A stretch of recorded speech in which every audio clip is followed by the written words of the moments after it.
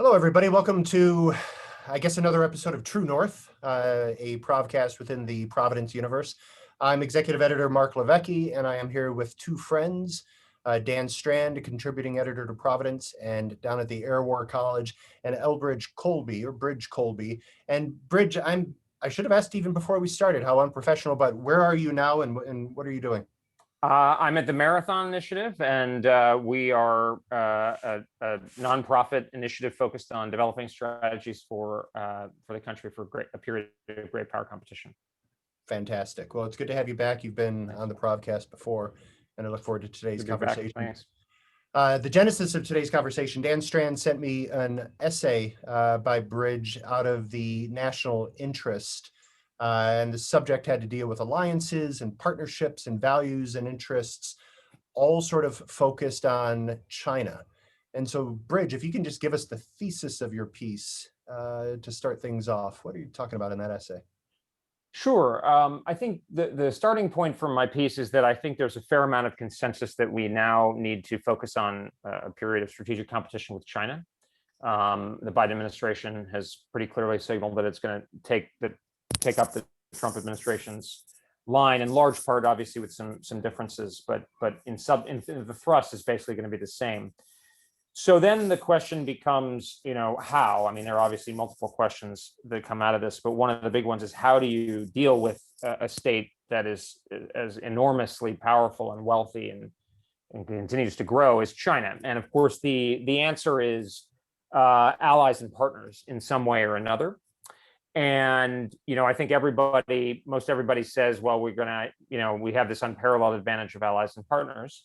But that's sort of saying that is different than actually that leading to meaningful sort of political or strategic outcomes. And I mean, I think the differences, say, we've had with Germany over the last years, or, Japan's low level of defense spending, show that just because you're an alliance doesn't mean you're actually gaining the full benefit. So kind of what's the theory of the case for dealing with this?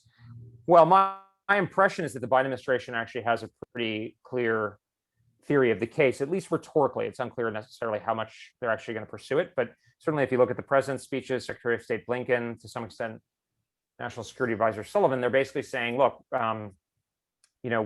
alliances are bound together by shared values, particularly democracy, or at least as they construe it, and that commonality of values will drive or impel countries to align together, no matter where they are, no matter what their situation is, largely speaking, to confront China and get, as Secretary Blinken has said, protect the rules-based international order.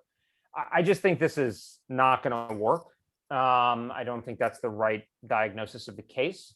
And I think that's an empirical sort of a positive assessment of the international environment, which is that states naturally look primarily to their own interests, generally, obviously their security interests, but also their more direct economic interests, and that they tend to be particularly motivated to deal with challenges in their more immediate area. And so,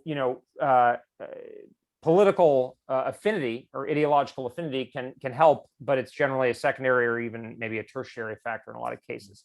So I think instead what we should do is orient our overall sort of balancing effort against China, primarily in Asia, by looking at the states that share a very direct interest in confronting or pushing back on China, and are willing to put skin in the game about it, and have capacity to do so, either active or latent.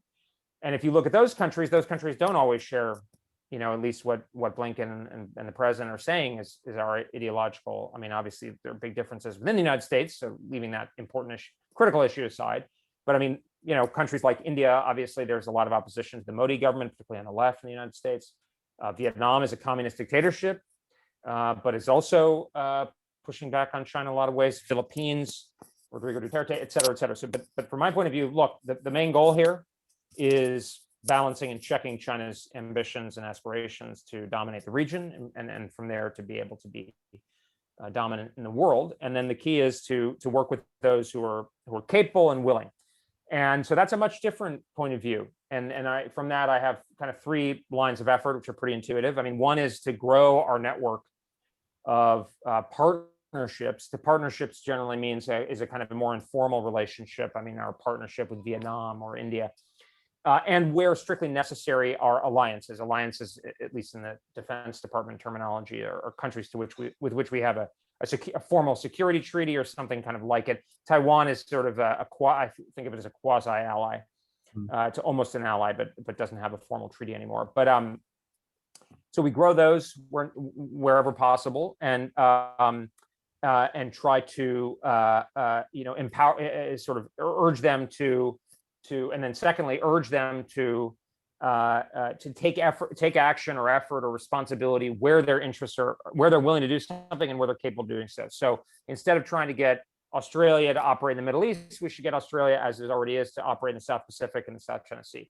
India, instead of dragging India into the Western Pacific or trying to get it to share our position on Russia, let's have India kind of focus on South Asia and back them up there. In the Middle East, if the Emiratis and the Saudis are willing to take a leading role, as well as, of course, the Israelis, in pushing back on Iran, well, let's help them do that. And if we don't like some things that we're doing, well, we're going to have to, let's pick our battles. And then the third part to that point is let's empower these states in particular that are willing to do something about it, but may lack the capacity. So Vietnam, I'm not a fan of communism, to say the least, but this is what we need right now. So let's empower them in their ability to resist China. India, there are a lot of things that many people would object to that are going on within India, but look, pick your battle. Let's empower the Indians. Ditto with the Emiratis and the Saudis, of course, the terrible civil war in Yemen. And I don't want to understate the gravity of what's happening there, but the most important thing that any of us can contribute in the geopolitical environment is preventing China from dominating the world. So that's the sort of the layout of the case. I think it's going to be more effective in some ways. I kind of think, even since I wrote the article, the Biden administration seems, I don't know. Initially they put a freeze on the arms sale to the Emirates, and they put the Saudis in the freezer for a little bit. They were kind of sending some signals to the Israelis even, but now they seem to be I don't know. I think we're early in the administration, so part of what I was trying to do is, send a sharp message to hopefully, try to push back from their going overboard. Given the nature of the Democratic coalition, they're going to have pressures within that coalition to push some of these issues. But I think there are people in the administration and who would be influential in the administration who are more receptive to my kind of thinking. So hopefully it'll in addition to kind of lobbing some javelins at them, I also hope it's productive in producing hopefully better U.S. policy. Yeah, right. No, very good. I appreciate the number of pivots you make in the article, and most of them can be somewhat subtle, from Europe to Asia. You have the phrase, moving hearts is going to be insufficient. We need to move mind and muscle, and the hearts might follow. But in the meantime, we've got to make some strategic priorities. It's an argument that's going to sit uncomfortable with some, right? Because they're going to hear things that I think you're not necessarily saying, but they're going to give themselves permission to hear. And so when Dan sent me the article, there were some questions that he had about how various audiences might hear this. And so Dan, if you could cue up some of those concerns that you think might emerge from a misreading or a reading of Bridges' article. Yeah, so I read it and I think it's sensible, and I, mostly in terms of the substance, I was nodding.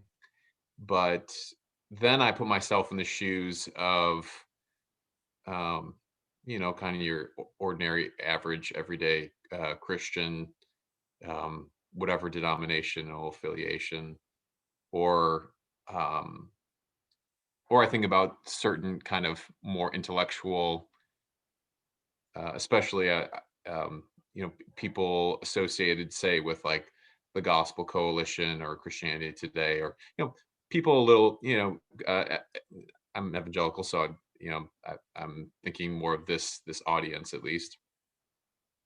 And when I read stuff, I'm always thinking, how can I get these people more interested in these questions? Because they're not really, or they are tangentially. Right. But this is what we're trying to do in Providence. We're trying to say this stuff really matters, And in some ways it's hard because they can't just take theology and apply it to international relations in the way you can to say social justice. I mean, at least the connections are a little bit more natural, where there's a lot of middle steps you need to take between these more domestic type issues, where I think you can kind of work within your theological framework and make some moves. But then these international things just seem hard. So anyways, that's a little background, kind of what's going on in my mind. So the first question I think would be, or at least the first question that I think these people in my head are thinking is, great power competition, um, national interests, economic interests, working with shady countries. How on earth does this? How can we square this with a sense of ethics or morality as being something that should guide us in what we do? Interests sound pretty shady. I don't want to work with the Saudis. I don't want to work with these countries that so India is not treating religious minorities in general very well right now. I mean, we can on the list, right? We all know the sort of the dirty hands nature of this type of stuff. And then the other, so that'd be one box, maybe speak to that. And then the other one, the other kind of question I have would be how, and I know that you do this, so it'd be, I mean, we don't have to get into your own kind of position on it, but how do we square a sort of realist interest-based, and I guess this is connected, but this might be a little bit more academic, which is how do you square a sort of realist-based approach, which the realist analysis I usually find myself nodding to. I think empirically, I mean, maybe not all the way down, but I usually find it persuasive, right? So that's why I call myself Christian realist in part, is because I think it's just right. I think that's the way, I think the way nations behave, the way that so liberal internationalists describe, I just don't think is accurate. Nonetheless, I do have my own kind of reservations about giving realists um, um, of the lack, the sort of the interest-based analysis that does seem to just say this is the way nations behave, and that's what we're going to deal with, right? We're just going to deal with the way nations behave without having. And I know in your article you're focused on the interest point, and you don't say ethics don't matter or morality doesn't matter, but I just wonder if you'd say a little bit more how we might bring along, and in part I'm thinking of Samuel Huntington's kind of Clash of Civilizations, whatever people make of that thesis. I do think he's right in a sense, that there are just civilizations have certain kind of shared values. I think maybe most of us would agree with that, right? And there is a sort of, right, the great power competition with China really is about, you have two pretty fundamentally different worldviews going on here, right?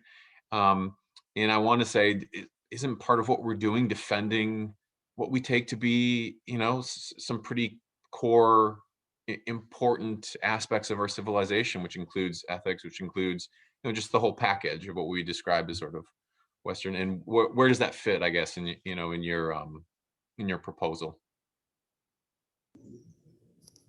Okay, great. No, thanks for the thoughtful comments and questions. I mean, I think much of what you're saying really resonates with me. I mean, I think to start off, I think it's important to situate what I think. First off, I would say that the kind of realists that I identify are very moral. And I don't mean that defensively, but Walter Lippmann apparently said to Hans Morgenthau, you're not a cold-hearted realist, you're the most moral man I know. But it's and of course quoting Weber in the context of Christianity is fraught, but I think it makes the point, which is his famous essay on the ethic of responsibility. And I think it's called something else. Vocation of politics, or what have you. But yeah. Vocation of politics, yeah. Yep. But basically the idea being that political leaders are essentially people who are responsible for other people, I think, have to account for consequence. Now, that is not a pure consequentialist morality. I mean, that is not a kind of Benthamite approach, but it is saying that if you are responsible for other people, it is not only the purity of your intent that matters.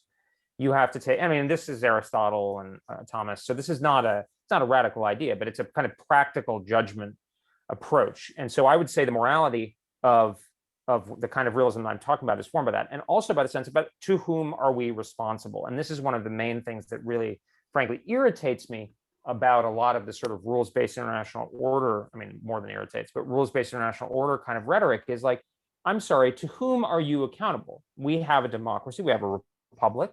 You are responsible to the American people. Now, they should not do evil to others, but it is they to whom the leaders of this country are accountable and should be primarily serving their interests. I mean, not to get all Pauline or Thomist here, but like in the way that a father is or mother is primarily responsible for their family and should be taking account of the circumstances. If a parent has the most beautiful intent but leads to the ruin of their children, we don't admire them, obviously, right? So it's that kind of morality that I think is the proper morality of the realist. So it's almost like a category error often when people say, oh, we should do this thing that's self-defeating and costly that isn't connected to the interests of the Americans, but has some kind of a moral claim. It's like, well, wait a minute, how is that connected? That's an improper calculus in a sense to me. It's not to say that we shouldn't be thinking about that in some cases, but it's not the fundamental purpose of the republic and I think moral behavior within the republic.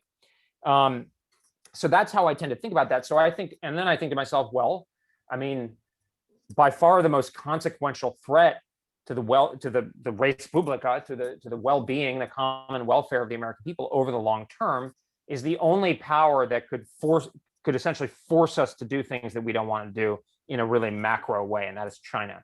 And in case there were any doubt about China's intent or its, and so forth, the People's Republic of China, the Chinese Communist Party, leaves no doubt about what kind of government it would be. So one of the arguments, I mean, I get in a lot of these ideology versus interest arguments, but it's kind of like, well, I mean, the best way to preserve our ideology is for us to be successful. So, I mean, even if you're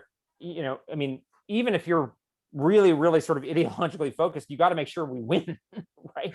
So, and then there's arguments about how relevant ideology is in the competition and so forth. I tend to think less than many people think, but I think that's really important. I also think, I mean, realism, as I understand it, and certainly as it's developed, say, over the last century, is very distinct. In a way, it's almost the antithesis of a kind of Machtpolitik, which, I mean, if you go back, I mean, I think I don't speak German, unfortunately, but my impression is there's a difference between Realpolitik and Machtpolitik. I mean, Realpolitik, and certainly realism as it's evolved, is a kind of a clear-eyed recognition, but almost like a little bit of a tragic sensibility, precisely in order to avoid living in the world of unfettered power politics, right? That Machtpolitik, the power of just unbridled power that, truthfully or not, people think of, say, like the Wilhelmine Germany or Japan or something, or of course Hitler, that's what we don't want. But the way to avoid the Machtpolitik is not idealism. I mean, that was, not to be simplistic, but like the pacifism of the 1930s enabled Machtpolitik. It didn't, so that's the sort of, I think that's the argument there. A clash of civilizations. I actually don't think it's a clash of civilizations. I mean, I think empirically, if you look at how states are behaving, I mean, I was a big fan of Professor Huntington. I took his class actually when I was in college. I'm a great fan of a lot of his scholarship. I mean, not that he needs it from me. He was a titan and revolutionized the field in multiple ways. But I just don't think that's how states are agglomerate or are kind of like racking and stacking. I mean, if you look at it, Japan is growing closer with the United States. India is growing closer with the United States. That basically is about geopolitical interest and threat perception. And frankly, if you go back to the history of Western Europe, I mean, you had Catholic France aligning with the Lutheran King of Sweden and the electors and the Protestant rebels against the emperor. So it's like, and frankly, even the Turkish alliance, at the time when the Turks were like the bywords for savagery in Europe, right? So I don't think that's obviously these kinds of ideologies, probably not always the right word, but these sort of intellectual differences or cultural differences can play in, but I tend to think they're at most secondary and sometimes tertiary. Yeah, I mean, I think to your, and I mean, just maybe a thought. I mean, your friends or colleagues or whatnot at say Christianity Today. I mean, I think international politics, I've actually come more and more to think it's actually not that. I mean, it's politics all the way down. There are certain differences in the obviously there are differences in the domestic environment because of sort of constraints placed on what you can do that you can in the anarchical environment of the international life, generally anarchical. But look, I mean, what as the Bible says, like, I'm going to send you out as lambs among lions or what have you, and I mean, I think Christians need to reckon with reality, and from there be able to defend Christian life as appropriate, which I think is increasingly in question in important respects, but also contribute to the public discussion in a way that is that is connected with with reality, right? I mean, I think this sort of complete idea of complete, and I'm not saying this is what you're saying, your colleagues, but like a complete removal of in the engagement with political life and political reality is not, I think that's not where Christianity has evolved or not evolved, but I mean, it's a natural evolution that we've always felt that we had to reckon with this reality. It's very difficult. And I mean, most of these questions, don't have clear answers. I mean, not to get too arcane, but I mean, I'm always, I sometimes go back to the Emperor Theodosius, I think, defeated one of the barbarian armies and executed the whole the survivors of whoever it was. And St. Ambrose laid in, I think he actually may have even excommunicated him, which was like, well, I mean, that was like a direct threat by a marauding pagan army. and one of the most famous doctors of the church excommunicated the emperor. So, I mean, it's tension that we live with and have been living with for 2,000 years. Yeah, that's fantastic. You've pretty much eliminated every follow-up question I had for you in that. Sorry, in that went on too long. Reflection. No, that's fantastic. No, I appreciate it. I mean, you get to the heart of the tensions, I think, within Providence, right? What does it mean to call, an ideology or a disposition Christian realist, in the sense that, if Christianity permeates all of life, then right. Christian baking, Christian music, Christian, gardening, right. Christian realism. I think you've given a great disquisition on what it means and what it is that I think Providence is after, that these things, interests and values, are not binaries. Maybe the one question that I would conclude with is, and I think you touch on this in your essay, is, somebody could lament that we're partnering and making, strange bedfellows with regimes that we don't necessarily have a lot in common with in terms of values, and that maybe we should, somehow compel them to change before we partner with them. You take that into account and you suggest, look, there are ways that regimes can change by compelling them to, by not selling them the weapons they need in order to, procure their own defense, or, using sort of strong arm tactics is one strategy, and it may or may not work. History suggests it doesn't work. There's also the power of inspiration and maybe partnering with us. And I guess to ask it as a question, is a nation like Vietnam, in terms of the possibilities of its liberalization, is it better off partnering with the United States or not? And what influence can the United States have in the midst of that partnership, focused on shared threat interests and such things, in changing and nudging Vietnam toward, a culture in which human beings can flourish? Well, I think you're exactly right, and actually, this goes back to a point that Huntington made in his book, "The Third Wave." Diagnosing where a lot of the moves towards democracy came from, particularly in the 70s and 80s, and basically as the Cold War wound down. I guess more the 80s and 90s, but I think you're right. I mean, look, I think countries that are aligned with us. I mean, it goes back to the Peloponnesian War. If you're aligned with us, you are going to be in the sort of the air is going to be democratic, you know, and our values, because we are the predominant player in our camp. It's and a lot, and our key allies as well are going to be. It's going to exert a pull function. And the other thing is that even more, if we're successful, I mean, you know, Huntington made this point. I mean, most of the societies that democratized, or many of them in the 80s and 90s, did so as the Soviet Union collapsed. And so that basically showed the United States as the kind of the main draw, and also limited the downsides to our exercising leverage. But the key point was winning the Cold War, right? So like in the 1980s, when South Korea, I mean, in the 1970s and 60s, we overlooked, you know, the military coups and pretty nasty stuff in South Korea, for instance, because it was too important.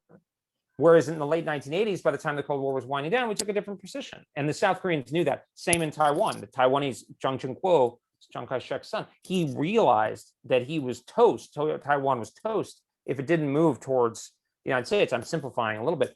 Ferdinand Marcos, Reagan was was a friend of Marcos. Didn't want to, but you know, the tide was going in that direction. There wasn't really enough of a good reason to push back against it.